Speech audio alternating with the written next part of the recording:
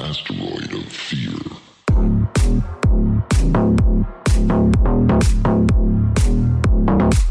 Way better, um, which would probably explain why I never had the desire to be married.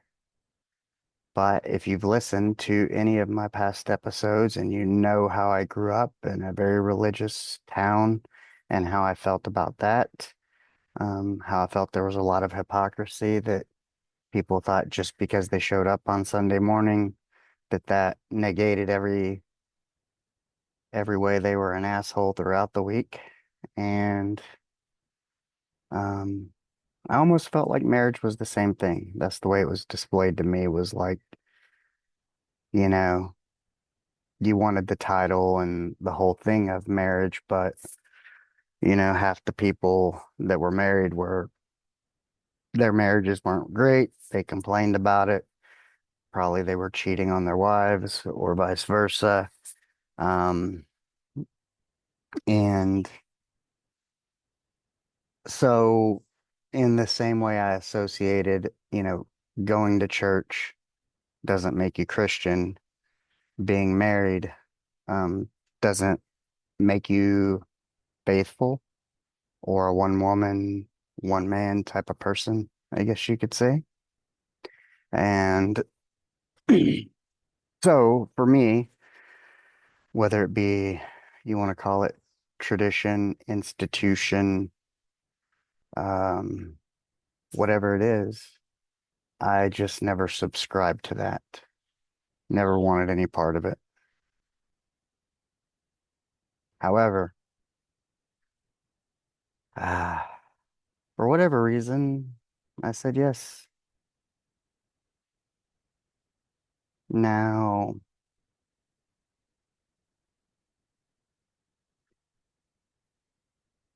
uh, I think I've said this before. I think I don't know. Feel like I'd probably be dead or incarcerated if I weren't married and with a child. So I'm guessing the universe or God knew what was best for me. And um, yeah, so 19 years. How did this all come about? Where did this all come up? Why was this the focus? Well, at this 21st birthday party, I mean, there's a lot of couples. We have both sides of the families, all kinds of stuff. But kind of the gist of it was initially, we're at the party and we're eating, and uh, my sister-in-law cut my wife's hair. My wife had a hair appointment, and I was telling the story of how, I didn't mention my wife's hair. Like, so we got in on Thursday, and my wife had a hair appointment at 4. And I thought she was going to do like her hair appointment and then come back here to her parents' house and eat dinner with us and all this. But she ended up like going by HEB and taking stuff over to the house where the party was going to be and setting up some the night before because the next day was going to be, we were already cutting it close into the wire. It's this way every year. And most of it is because my wife has to set it all up herself. Um, other than maybe like her brother or, myself and a few others. Nobody else really participates in the setup of these parties. And if they do, it's very minimal, which has always been like a point of contention and frustration with my wife and I.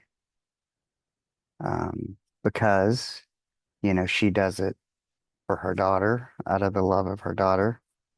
But anytime you're doing it with multiple families and, there's coordinating and two different sides of families have ideas of how things should go or what it should be. And, um, you know, it's a long story,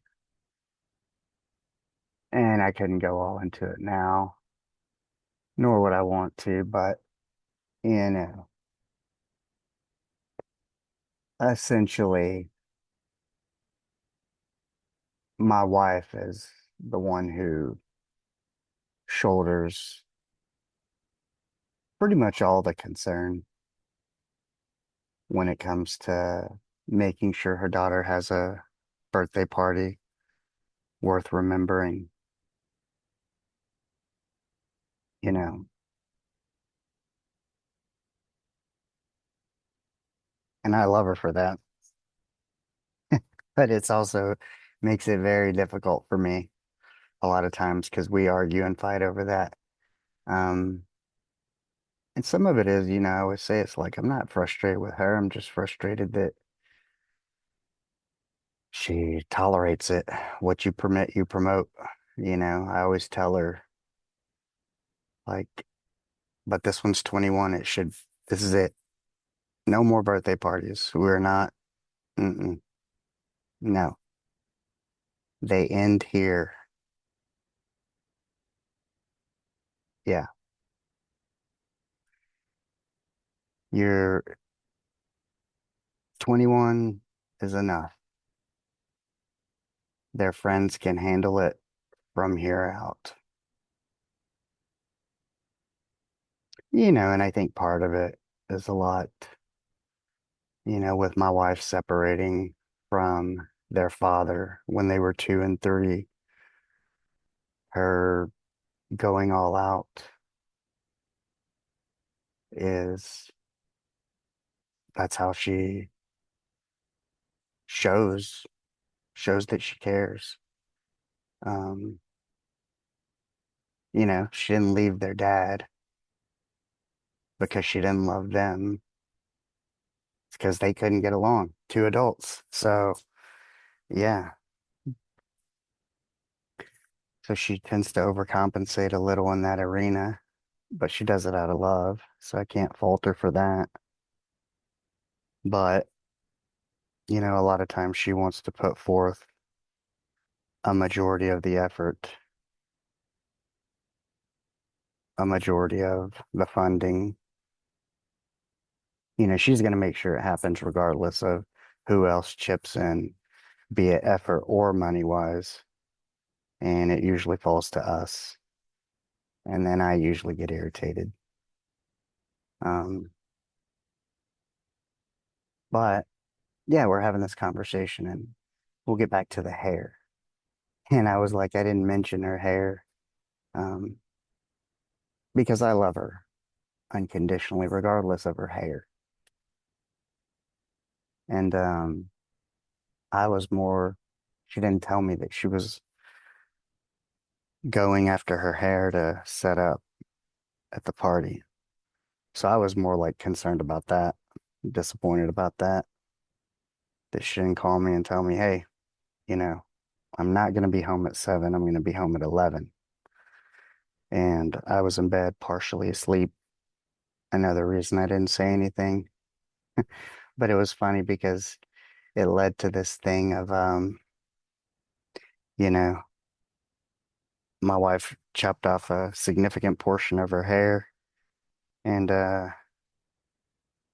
said something. I was like, well, I had no idea you were cutting all your hair off, you know?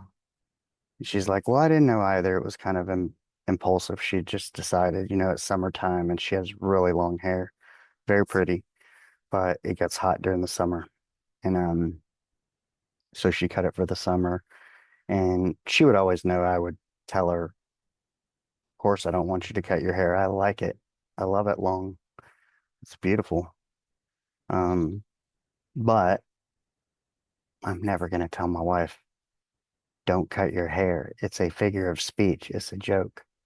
But, you know, some of the women at the table almost take it too literal. And of course, anytime there's alcohol involved, things get blown out of proportion a little bit. I wasn't drinking, so I was of sound state in mind, but it was funny. Um, I just found it interesting. And that's what brought up this whole 19 years because I said, look, you know, I go, I said something, I go, hey, like, no, I prefer her hair long, but I will never tell my wife what to do or not do with her hair. So, chill out. However, we've been together 19 years. So I just told you every year, 19 of these birthday parties that have irritated the shit out of me. Um, if you had any idea what has gone on in our 19 years of being together, yeah. And that's what I said. I go,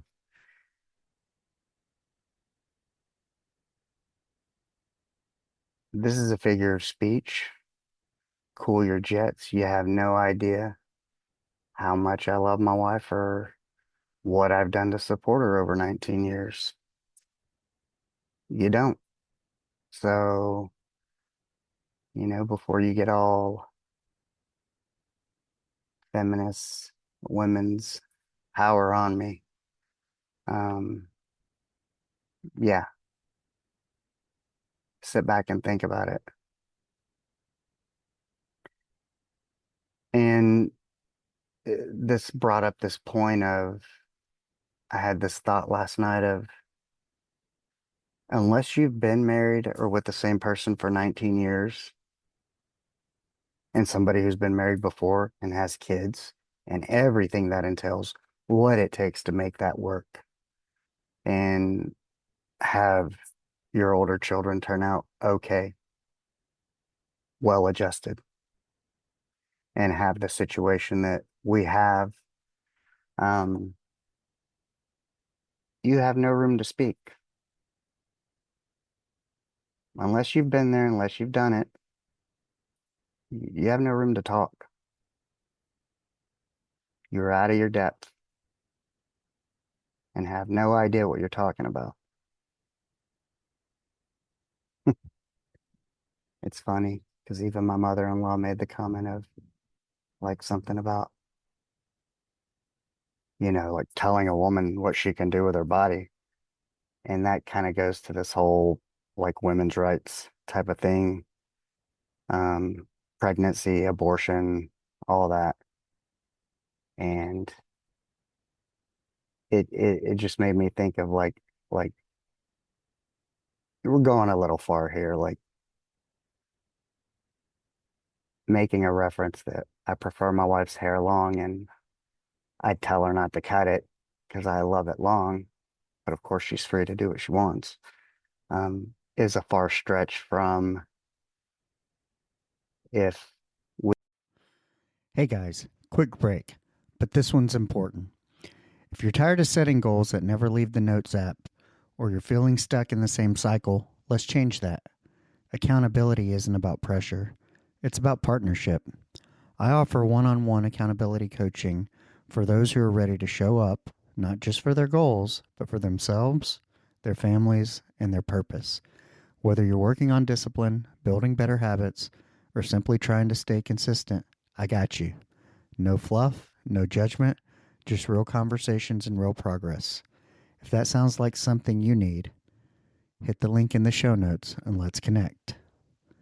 All right, back to the episode.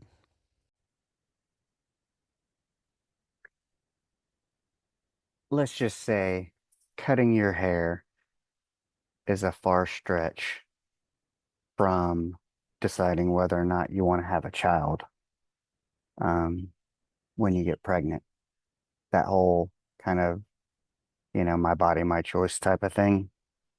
So sorry if it seemed a little chopped up there, but we've had some technical difficulties and I had to reset. Uh, yeah, this is the third reset. Basically, I was sitting out here. I don't know if it got too hot, but Zoom just stopped and everything shut off and it just auto started converting the file. And then I went inside, let the laptop cool off because we are here in the woodlands and it is hot AF. Here in the dirty, dirty, humid as fuck. And yeah, so I let that cool. Came out, recorded a whole.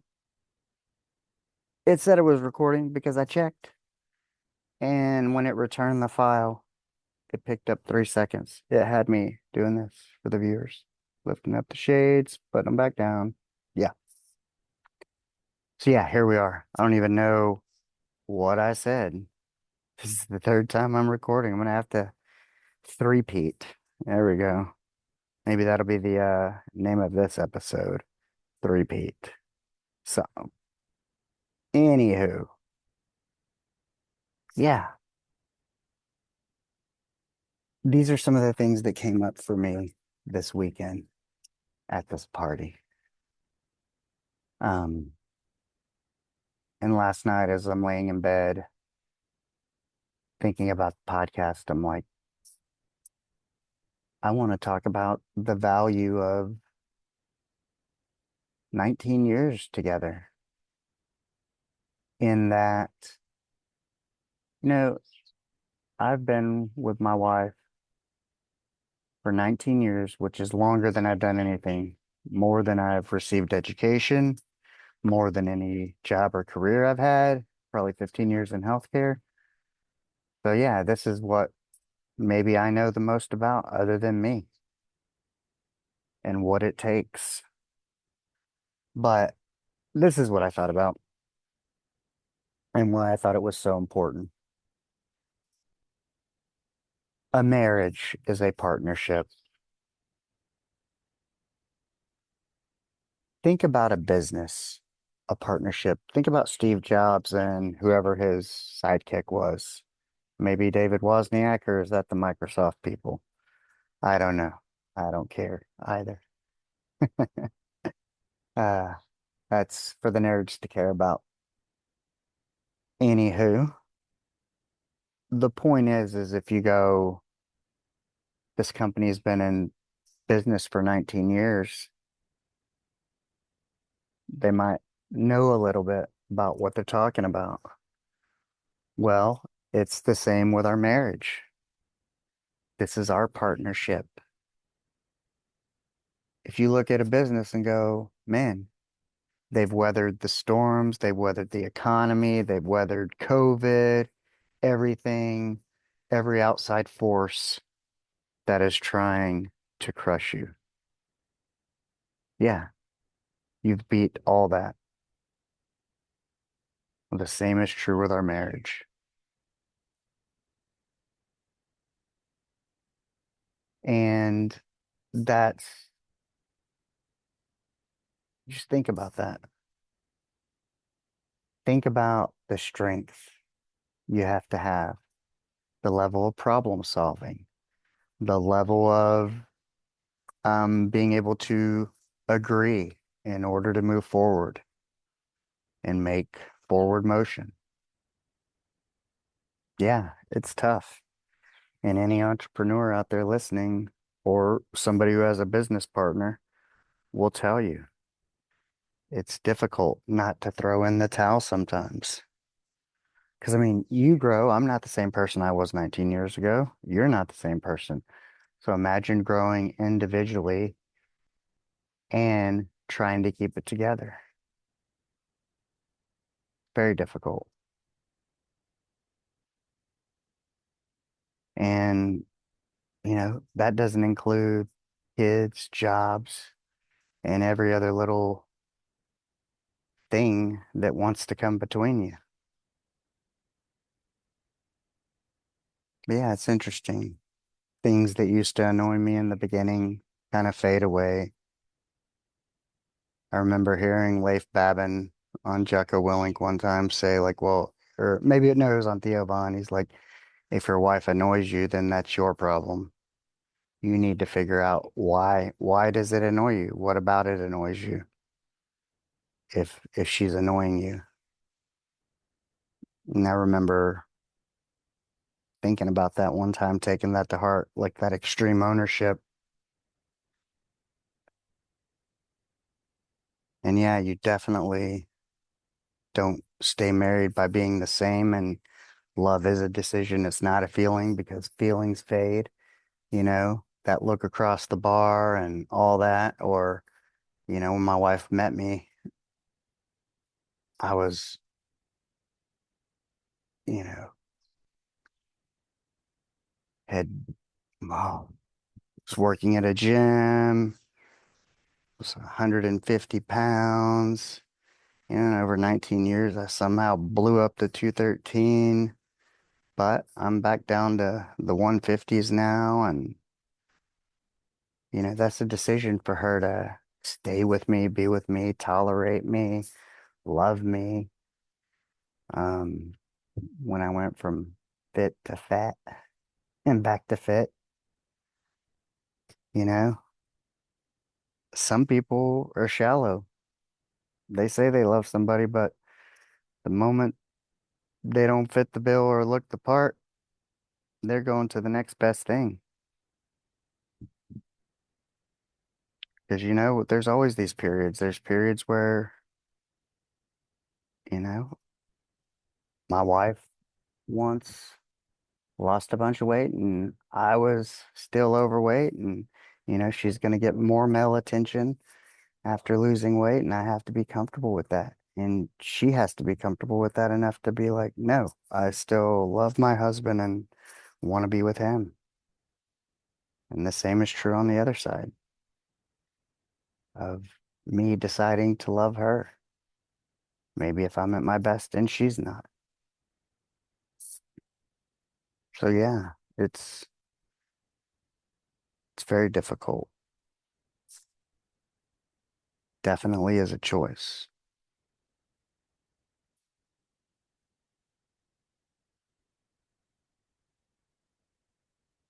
Don't be afraid to fight. You got to remember sometimes you fight because you care. If you didn't care, it wouldn't matter. It wouldn't bother you. And then two, it's understanding and respecting change. I mean, my wife and I, we've been together. She threw me my 30th birthday, and she'll be throwing me my 50th here in 2 years, or 1 year and a month and change, 1 year and 3 months, 3 weeks. But there's hormones change. You have premenopause, perimenopause, menopause, menopause, I have low testosterone levels dealing with that. So there's seasons and changing with each other and giving each other the room to change as we age and kind of being a teammate and being that support system for better or for worse when everything's not going as planned or the best. But yeah, I was sitting around having this discussion. I had to kind of lay it out and go, look, we've been together 19 years and my wife does what she wants, obviously, and I support her. Because if it were up to me, we wouldn't be sitting at this party. So, you know, don't question what you think you know about my wife and I. If you knew everything that had happened in the 19 years of our marriage and some of the things we've gone through and had to forgive to each other to move on and stay together, your jaw would probably drop and it would probably break most of you listening. And you and your significant other may not have made it through. and may not have made the choice to push through and stay together.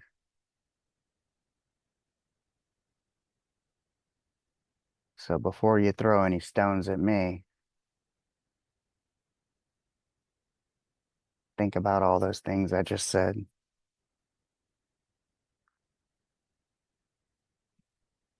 And when you yourself have 19 years under your belt and have gone through everything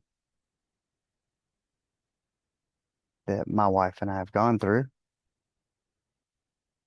then you can accurately weigh in on how much I support my wife, how much I love her, and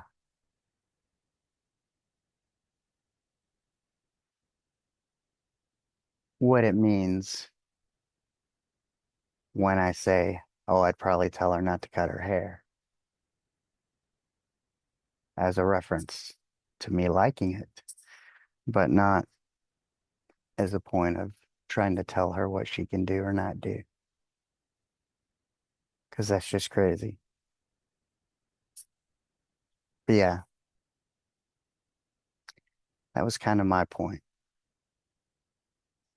It fired me up, but you know, I am 21 days away from 2 years of being alcohol free, and for others, the alcohol was flowing freely. So I just let it flow through them, and yeah,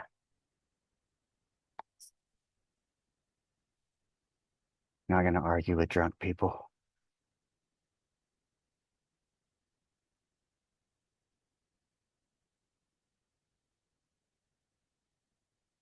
Yeah, outside of that, pretty pretty okay weekend, other than trying to find Wi-Fi. The in-laws' Wi-Fi, no bueno, no good. But they travel often, they're rarely here, they don't use it, they're not tech savvy. Um, so yesterday I had to go over to a coffee shop so I could upload some stuff, generate some clips, try to get some work done. And then caught a little comedy show with the brother-in-law. There was another little secondary crawfish boil that a lot of people at the birthday party went to, but um, I was good on being around beer drinkers and whatnot, chewing the fat. So we went to like a secret comedy show, I think it's called. Secret comedy pop-up. But yeah, you like buy the ticket, then they reveal the location. And it was a pretty cool little hole in the wall, like blues bar type of thing. And I think they had four comedians plus an MC. Uh, two of the comedians were pretty good. The other ones were okay. Um, yeah, it was a good time. It's fun to do something a little different, hang out with the brother-in-law, hang out in a different town, different place, meet new people, see new things, dream up of new ideas and concepts of, adding things to my list of what do I like, what do I not like, how do I like to spend my time, what do I want more of, what do I want less of. I'm definitely more laughs in finding places like that, which I think now that it's summertime, now that my daughter doesn't actually have school on Tuesdays, I might start trying to attend some open mic on Monday nights, I think. May even get up and give the mic a spin, take it for a spin, tell a joke or two. We'll see. But yeah, we had a lot of fun doing that. But other than that, it's just been incredibly humid, incredibly busy.